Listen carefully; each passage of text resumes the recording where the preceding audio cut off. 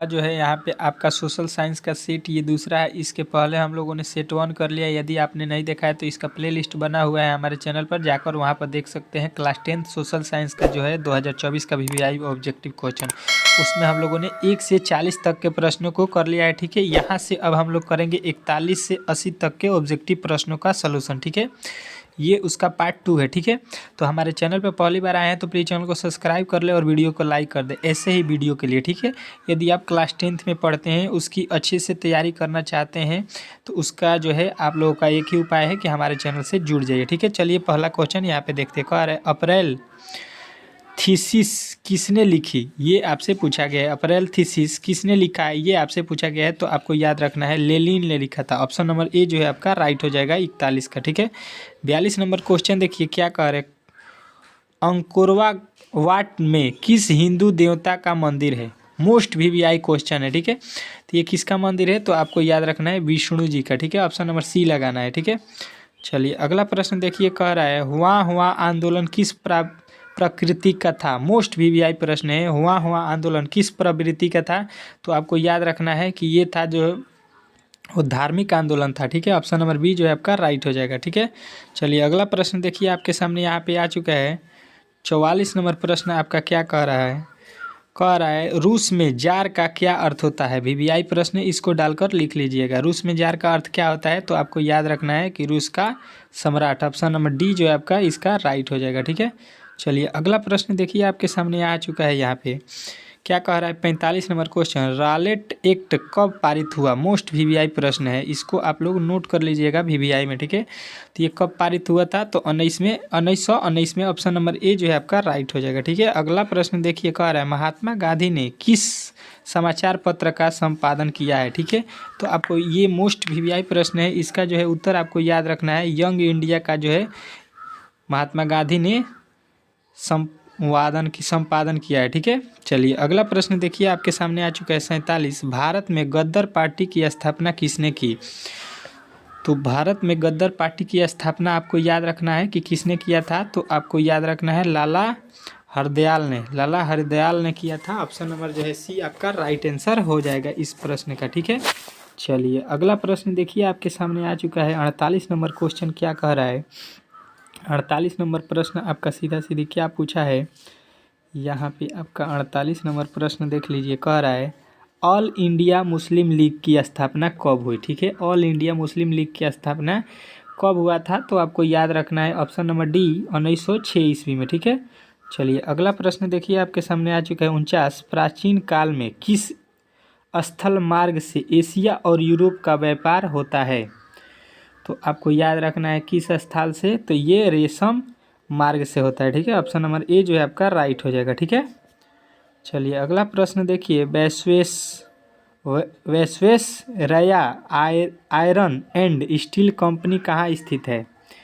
तो ये आपको याद रखना है कहाँ पर स्थित है, तो ये भद्रावती में है। ठीक है, ऑप्शन नंबर बी जो है आपका राइट हो जाएगा। ठीक है, चलिए अगला प्रश्न देखिए, पटना को अजीबाबाद नाम किसने दिया। पटना को अजीबाबाद नाम किसने दिया, तो आपको याद रखना है ये असीम उस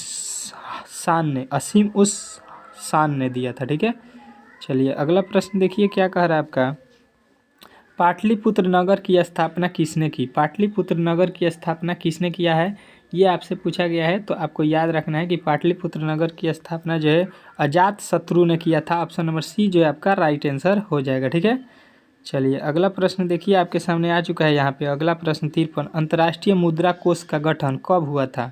अंतर्राष्ट्रीय मुद्रा कोष का गठन कब हुआ था, ये आपसे 53 नंबर क्वेश्चन में पूछा गया है। तो आपको सीधा सीधी याद रखना है 1945। ठीक है, चलिए अगला प्रश्न देखिए क्या कह रहा है आपका 54 number, east India company Bharat से अफीम का निर्यात किस देश में करती थी। तो किस देश में करती थी, आपको याद रखना है कि ये चीन में। ठीक है, ऑप्शन नंबर सी जो है आपका राइट हो जाएगा। अगला प्रश्न देखिए कह रहा है 55, हीगेल्स कौन थे। हीगेल्स कौन थे, ये आपसे पूछा गया है। तो आपको याद रखना है हीगेल्स जो था दार्शनिक था। ठीक है, दार्शनिक था। ऑप्शन नंबर सी जो है आपका राइट आंसर हो जाएगा। चलिए अगला प्रश्न देखिए आपके सामने आ चुका है 56, किस पत्र ने रातों रात वरयायुकुलर प्रेस एक्ट से बचने के लिए अपनी भाषा बदल दी। वो कौन सा पत्र था? तो आपको याद रखना है कि वो था अमृत बाजार पत्रिका। ठीक है, अमृत बाजार पत्रिका, ऑप्शन नंबर डी जो है आपको याद रखना है। ठीक है, चलिए अगला प्रश्न देखिए, गांधी जी ने किस गोलमेज सम्मेलन में भाग लिया? तो किस सम्मेलन में भाग लिए थे? तो वो द्वितीय। ठीक है, ऑप्शन नंबर बी जो है आपका राइट हो जाएगा। ठीक है, चलिए अगला प्रश्न देखिए, कह रहा है यूरोप वासियों के लिए किस देश का साहित्य एवं विज्ञान का ज्ञान प्रेरणा स्रोत रहा? ठीक है, तो किस देश का? तो आपको याद रखना है यूनान का। ठीक है, ऑप्शन नंबर सी जो है इसका राइट हो जाएगा। चलिए अगला प्रश्न देखिए 59 नंबर, क्या कह रहा है? पर्यावरण संरक्षण हेतु पहला विश्व शिखर सम्मेलन कहाँ हुआ था? तो पहला विश्व सम्मेलन कहाँ हुआ था? तो आपको याद रखना है Stockholm. Stockholm, option number D जो है आपका राइट हो जाएगा। अगला प्रश्न देखिए, कह रहा है ऊर्जा का गैर पारंपरिक स्रोत क्या है? तो ये ऊर्जा का गैर पारंपरिक स्रोत आपको बताना है क्या होता है? तो सौर ऊर्जा, ऑप्शन नंबर ए जो है आपका राइट हो जाएगा। चलिए अगला प्रश्न देखिए, आपके सामने आ चुका है 61, भारत में सबसे अधिक विस्तार किस मिट्टी का है? तो भारत में सबसे अधिक विस्तार किस मिट्टी का है? नवनीय। नवनीय, ऑप्शन नंबर डी जो है आपका राइट हो जाएगा। ठीक है, चलिए अगला प्रश्न देखिए, कपास के लिए उपयुक्त है, कपास के लिए क्या उपयुक्त है, मतलब कौन सी मिट्टी उपयुक्त है, ये आपसे पूछा गया है। तो आपको याद रखना है कपास के लिए रेगुर मिट्टी जो है उपयोग होती है, रेगुर मृदा। ठीक है, चलिए अगला प्रश्न देखिए, आपके सामने आ चुका है 63, वास्तवन बांध किस नदी से संबंधित है? तो आपको याद रखना है किस नदी से संबंधित है? तो ये नील से संबंधित है। ठीक है, ऑप्शन नंबर डी जो है आपका राइट हो जाएगा। चलिए अगला प्रश्न देखिए 64, भाखड़ा नागल बांध किस नदी पर बना है? भाखड़ा नागल बांध किस नदी पर बना है? तो आपको याद रखना है किस नदी पर है? सतलज नदी। ठीक है, सतलज नदी, ऑप्शन नंबर ए जो है आपका राइट हो जाएगा। ठीक है, चलिए अगला प्रश्न देखिए, आपके सामने यहाँ पे आ चुका है, क्या कह रहा है आपका अगला प्रश्न 65, कालीरंगा उद्यान कहाँ है? काजीरंगा उद्यान कहाँ है? तो आपको याद रखना है ये कहाँ है? असम में है, ऑप्शन नंबर सी जो है आपका राइट हो जाएगा। ठीक है, चलिए अगला प्रश्न देखिए, कह रहा है निम्नलिखित किस खनिज के साथ प्राकृतिक गैस पाई जाती है? खनिज जो है किस प्राकृतिक गैस के साथ पाई जाती है? तो आपको याद रखना है पेट्रोलियम के साथ। ठीक है, ऑप्शन नंबर सी जो है आपका राइट हो जाएगा। अगला प्रश्न देखिए, निम्नलिखित में से कौन अधात्विक खनिज है? अधात्विक खनिज आपको बताना है इनमें से कौन है? तो अभ्रक जो है अधात्विक खनिज है, आपको याद रखना है ऑप्शन नंबर डी। चलिए अगला प्रश्न देखिए, गोंडवाना समूह के कोयले का निर्माण कब हुआ था?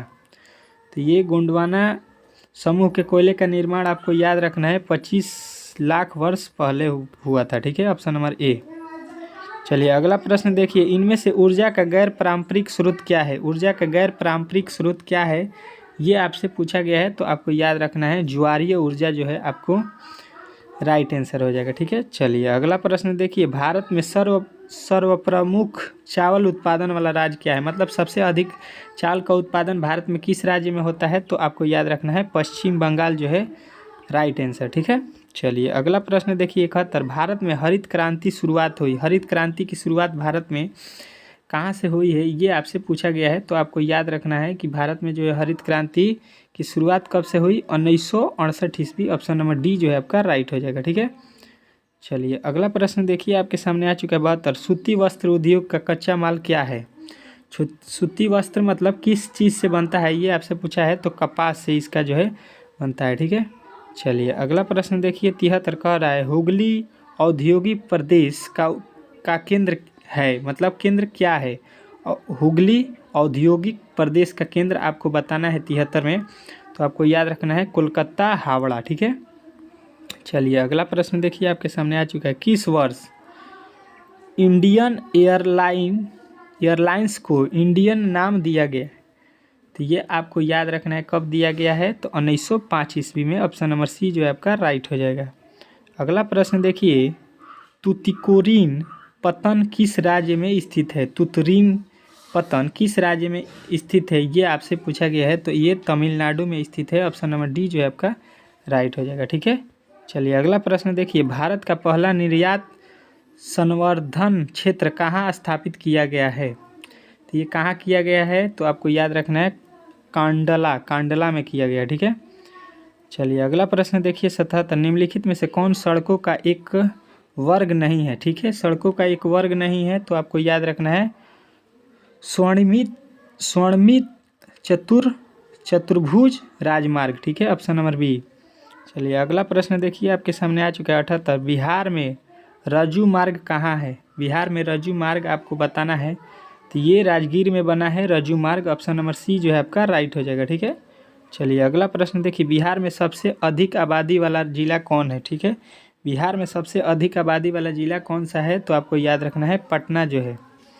अगला प्रश्न देखिए, बिहार के किस शहर में जूट उद्योग स्थापित है। बिहार के किस जो है शहर में जूट उद्योग स्थापित है, तो कटिहार आपको याद रखना है। ठीक है, यहाँ पे आपका जो है ये सेट पूरा कंप्लीट हो चुका है, 80 ठो प्रश्न। ठीक है, इसी प्रकार आपको यहाँ पे 10 ठो सेट कराया जाएगा। इसके लिए आपको क्या करना होगा कि पूरे वीडियो को कंप्लीट देखना होगा, तभी आपका जो है 95% रिजल्ट क्लास 10th में आएगा। ठीक है, तो इसके लिए आप लोग अच्छे से तैयारी कीजिए। ठीक है, तो हमारे चैनल पर पहली बार आए थे तो प्लीज़ चैनल को सब्सक्राइब कर ले और वीडियो को लाइक कर दे। मिलते हैं अगले वीडियो में, तब तक के लिए जय हिंद।